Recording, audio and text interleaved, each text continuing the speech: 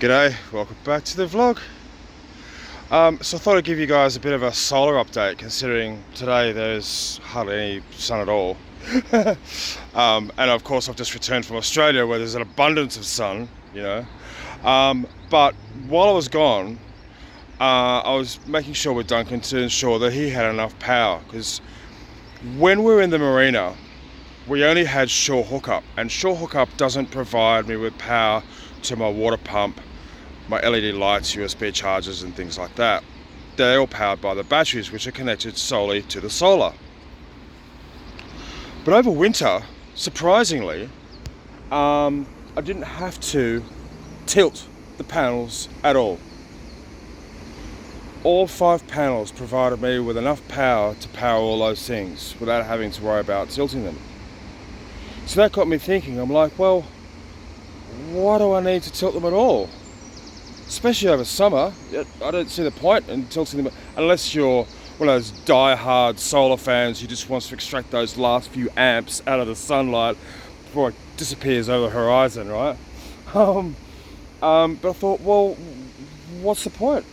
So remember previously I had them attached to the roof using magnets. They kind of worked for a time until we got Storm Eunice, and then the wind was so strong that it actually lifted up 3 of the panels and threw them into an adjacent boat, scraping all his lovely paintwork. So that was really bad. Felt very embarrassed about that. Luckily, all panels remained intact, still remain connected, and still charged their batteries, so Duncan didn't have to run the engine at all. Also, luckily, I think we got out of it pretty easily and pretty cheaply as well. The fellow's boat, it would have cost him £350 excess to make a claim with his insurance, so we gave him a couple of £100 to cover the replacement paint cost. So really, I mean, they've kind of been good. It was a good trial. The other problem with the magnets as well is when you want to move the panels, they scrape the roof.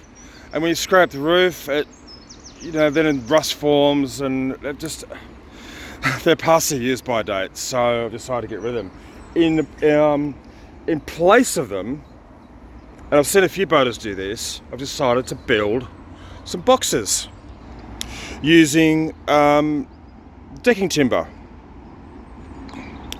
And these are really cheap. They're about £9 each for a 2.4 metre length at B&Q.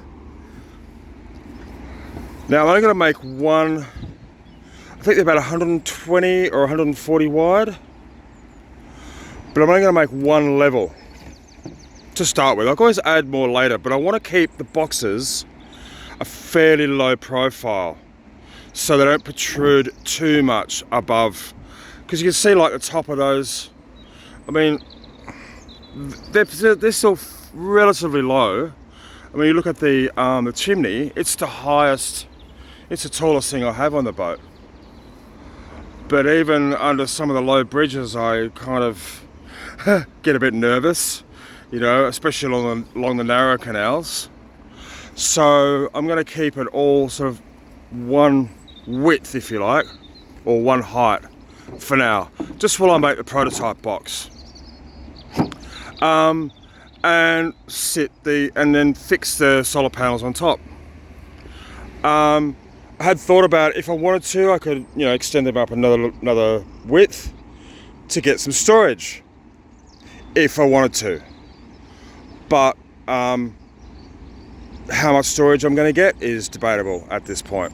I really don't know. And is it worth it as well? So to secure them, I suppose the difference with these this time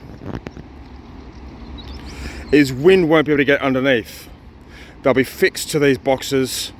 I am going to make I'm going to put a bottom in it as well. And just put probably won't use coal because I need to use coal. But maybe some pebbles or bricks or something like that, just to keep them, secure. I mean, they're relatively heavy panels, but it's the fact that they're even leaning like that was enough 200 kilometre-hour winds to lift them off the magnets and fly off into that other fella's boat. So that's what I'm planning to do. Because I don't see the need of tilting the panels at all. There's no point in summer. Like I said, unless you're a die-hard solar enthusiast who wants to extract those last few amps out of the sunlight, I don't see the point. And if they can do the job that I need them to do over the winter without tilting them, then I don't see the need for them to tilt at all. So that's my solution. That's my project, or one of my projects, over the summer, as well as starting to give Elementary a bit of a facelift. I'm going to start building these boxes. So I'll do another video when I've shown you the prototype and explain you through it. I'm also keeping a tally of how much I'm spending on it to give you an idea of that as well.